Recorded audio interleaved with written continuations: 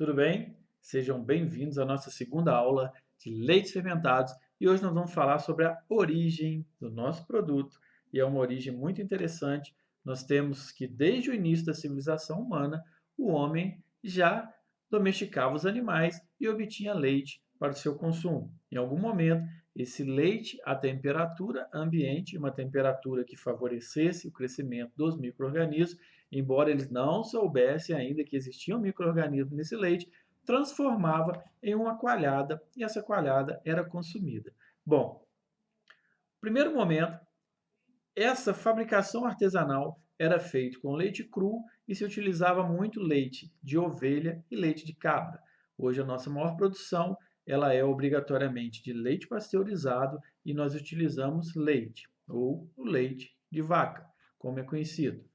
Bom, a partir desse momento da domesticação dos animais, começou a acontecer essa transformação espontânea, digamos assim, do leite em coalhada. Depois nós vamos estudar a fundo o que acontecia e esse que é o grande interessante do relato da nossa aula hoje. Muitas das coisas aqui mostradas eram de forma empírica, não se sabia cientificamente o que estava acontecendo, mas o ser humano sabia que algo estava acontecendo.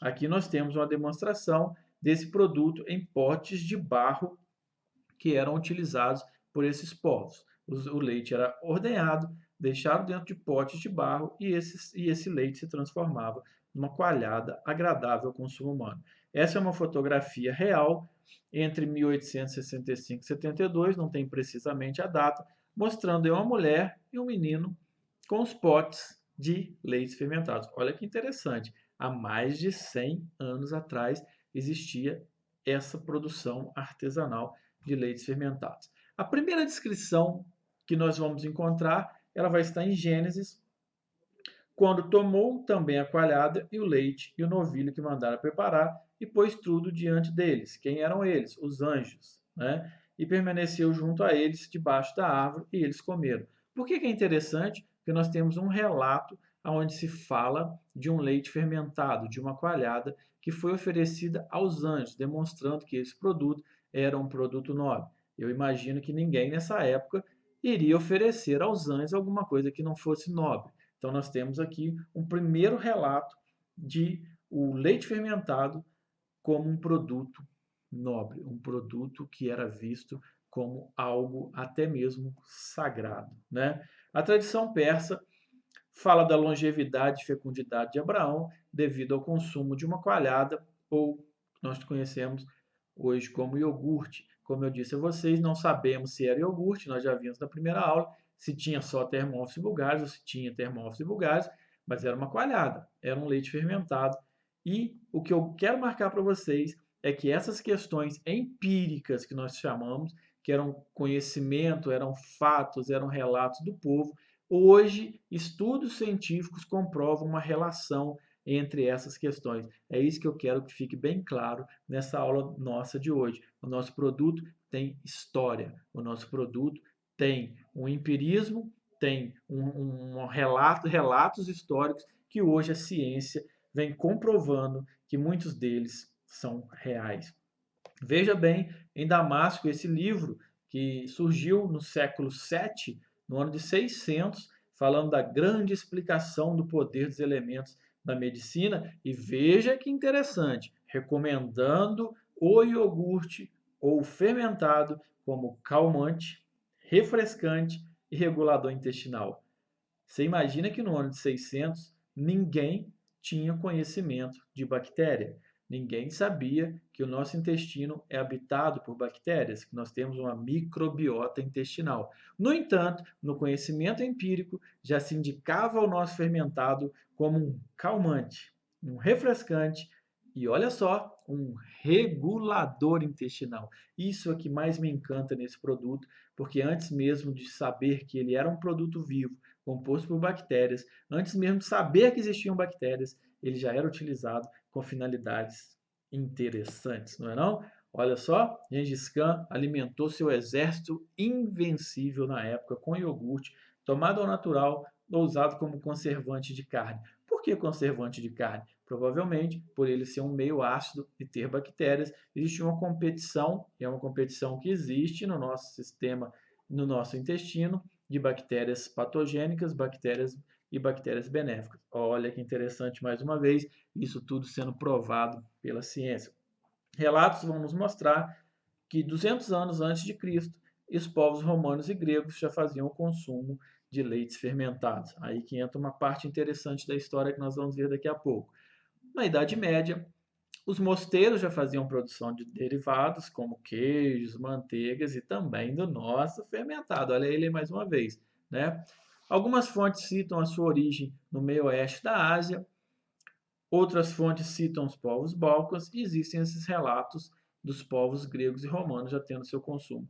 O que a gente vai marcar disso? É um produto que está desde a origem da civilização humana fazendo parte da nossa alimentação e com muitas histórias trazendo seus benefícios para a saúde, que hoje a ciência vem provando através de estudos científicos. Só mais uma questão interessante: o termo iogurte derivou de dois termos turcos, que é o yogum e yogumate, que quer dizer amassar ou tornar denso.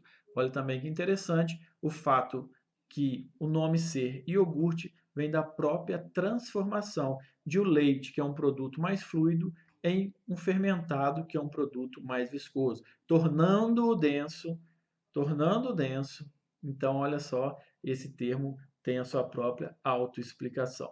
O Dr. Elis Metchnikov, em seu livro, estabeleceu uma relação muito interessante entre o consumo de iogurte pelos camponeses búlgaros e a alta expectativa de vida.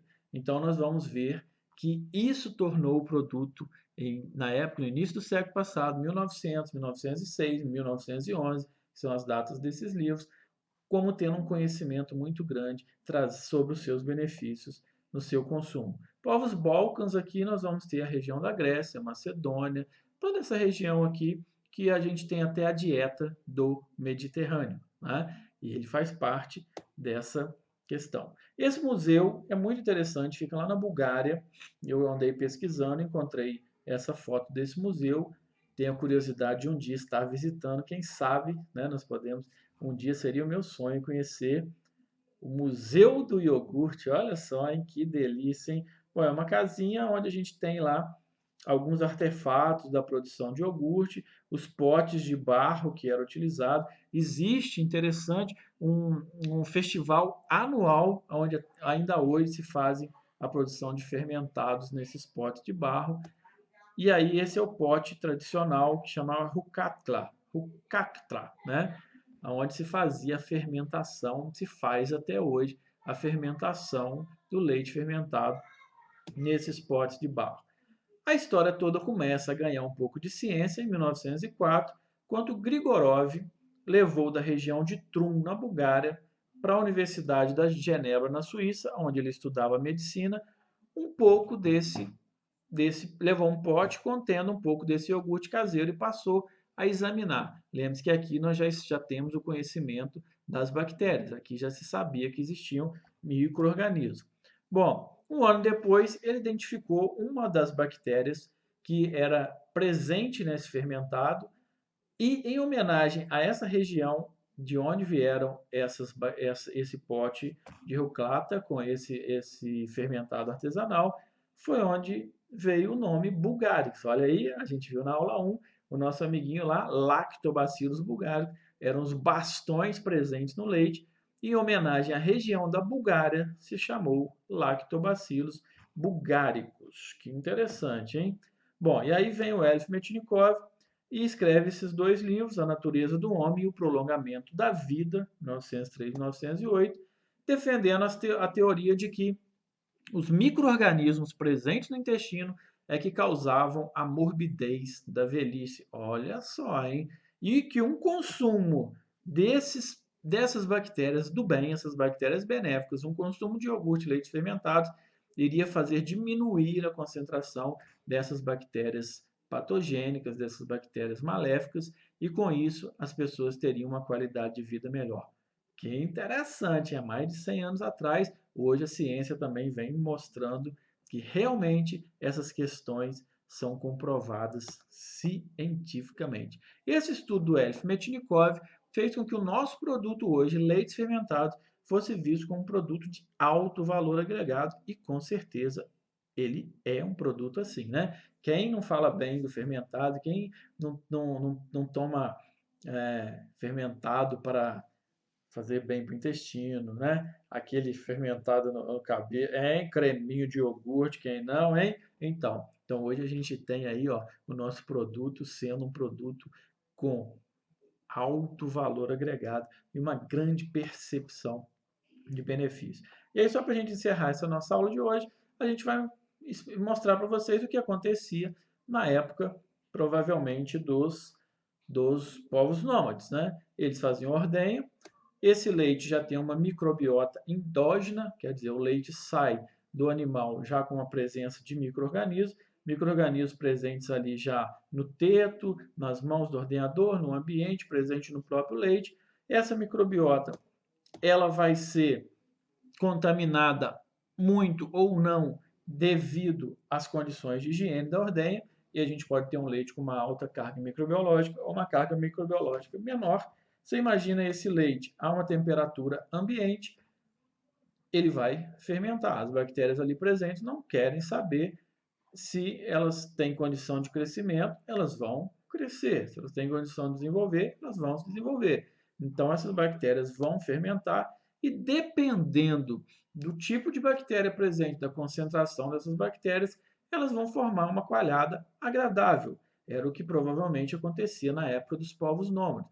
Dependendo da carga microbiana do tipo de bactéria, essa coalhada vai ser uma coalhada agradável. Quem sabe até mesmo os nossos próprios termófilos bugalhos estarão comandando essa fermentação, não sabemos. É um leite cru que a gente fala, não é um leite pasteurizado. São as bactérias ali presentes. Em algum momento podemos ter uma fermentação que não fique tão agradável, em algum momento podemos ter uma fermentação que fique agradável. E era isso que acontecia nessa época dos povos nômades. Quando a coalhada era agradável, eles consumiam esse produto e continuavam assim a fazer essa produção artesanal empírica, em certo ponto que não conheciam de bactérias.